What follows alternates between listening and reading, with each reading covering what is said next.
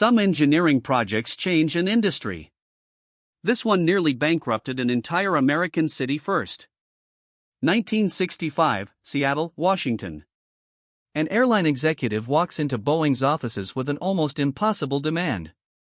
One trip, head of Pan American Airways, wants a plane more than double the size of anything flying.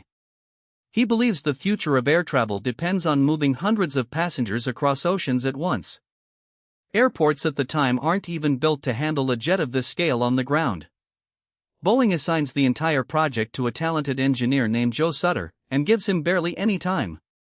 Sutter is pulled off another program mid-development, told to abandon it and start something far bigger immediately.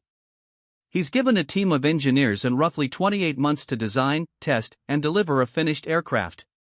Most aircraft programs of that scale typically take 5 years or more from concept to first flight. Sutter's team works nights and weekends for months straight, aware that failure could sink the entire company. There's an immediate, embarrassing problem nobody at Boeing has fully considered before accepting the deal. The company doesn't actually own a building large enough to assemble a plane this massive. Boeing chooses a patch of dense forest in Everett, Washington, and starts clearing timber almost overnight. Bulldozers level trees while architects are still finalizing blueprints for the building meant to replace them. Sutter's team now has to design the largest passenger airplane in history while the factory rises around them. Rain, mud, and freezing Pacific Northwest winters slow construction, but the deadline refuses to move. Engineers begin calling themselves the Incredibles, half joking, half genuinely afraid of what they've agreed to build. The new assembly building under construction becomes the largest structure by total volume ever built by humans. It's large enough, engineers later joke, to contain its own weather patterns near the ceiling. Meanwhile, financial pressure inside Boeing grows more severe with every single passing month of delay.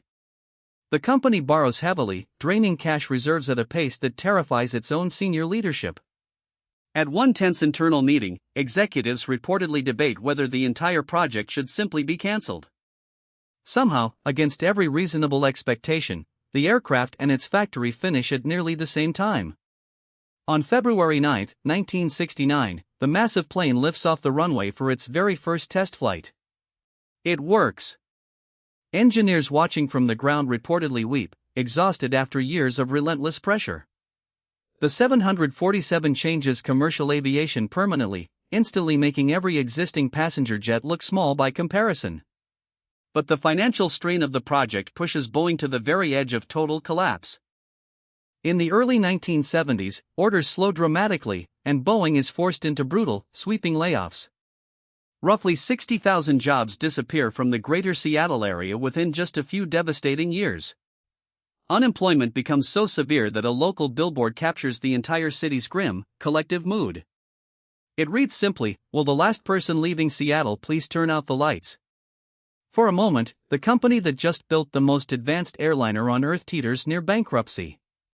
Boeing survives, barely, clawing its way back as commercial demand for the aircraft slowly returns. The 747 becomes exactly what Tripp originally imagined years earlier in that first ambitious meeting. Its distinctive hump-shaped upper deck becomes one of the most recognized aircraft silhouettes in aviation history. For decades, it's simply known around the world by one universal nickname, the jumbo jet. It carries kings, presidents, popes, and hundreds of millions of ordinary travelers across every ocean on Earth. Pan Am itself, the airline that demanded the plane in the first place, doesn't survive to see its full legacy. The airline collapses in 1991, but the aircraft it commissioned keeps flying for airlines around the globe. For over 3 decades, the 747 holds the record as the largest passenger aircraft ever built. It isn't surpassed in size until the Airbus A380 finally arrives in commercial service decades later. The original Everett factory, expanded many times since, remains the largest building by volume on Earth today. Sutter later publishes a memoir describing those grueling months as the hardest and proudest years of his career. Boeing eventually ends passenger production of the 747 in 2023, closing a chapter that spanned over 5 decades. Cargo versions of the aircraft still fly today, hauling freight across the same routes it once carried passengers. More than 1,500 of these aircraft are eventually built across a production run spanning over half a century. Aviation enthusiasts still gather at airports worldwide just to watch the distinctive hump-shaped silhouette take off one last time. NASA even repurposes two retired 747s to piggyback the space shuttle across the country after missions. Joe Sutter is later remembered in the industry as the father of a plane that redefined global travel. A plane designed in a forest clearing, beside the very factory built to house it, becomes a global icon.